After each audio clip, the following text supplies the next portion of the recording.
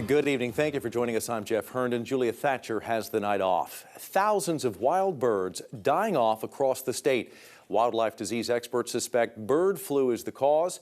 KSN's Zina Tahir explains the deaths are mainly around reservoirs, but the Department of Wildlife and Parks says everyone should be cautious. Wildlife experts say at some reservoirs like Jeffrey Energy Center, they're estimating as much as 1 to 2% of their birds are dying off from this disease, especially with deer hunting season coming along. They say there are precautions people should be taking around birds to prevent spread. These are birds found dead at Cheyenne Bottoms this season due to suspected bird flu. A bird doesn't have to look sick to carry the virus. There's a lot of them are probably carrying that virus without symptoms.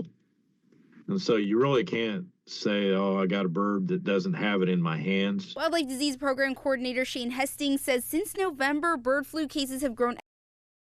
Deer season underway, people could run into sick birds while hunting. This is not something that we need to be carrying around and taking into our houses. Any sick wildlife for that matter. Leave wildlife where it is and report it to Wildlife and Parks. He says even if no sick birds are found, changing out of hunting clothes before handling any farm birds is important. You can't wear dirty clothes that you've used for hunting into these pens, or you'll give it to your birds and they all die. For bird watchers like Joseph Baca, the USDA doesn't recommend removing backyard feeders to prevent bird flu unless you also keep poultry. Anywhere birds congregate, you can have an increased chance of them passing diseases to each other.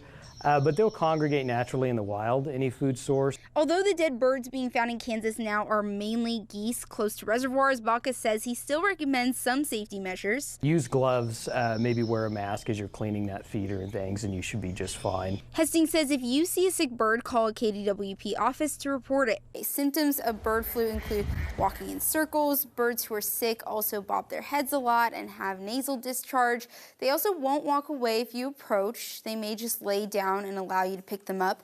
A wildlife disease expert says in light geese pictured here, bird flu can actually be beneficial. We don't have enough hunters to reduce the light goose population, and the mid-continent light goose population, the last I heard, was around 6 to 7 million birds, and it's too many.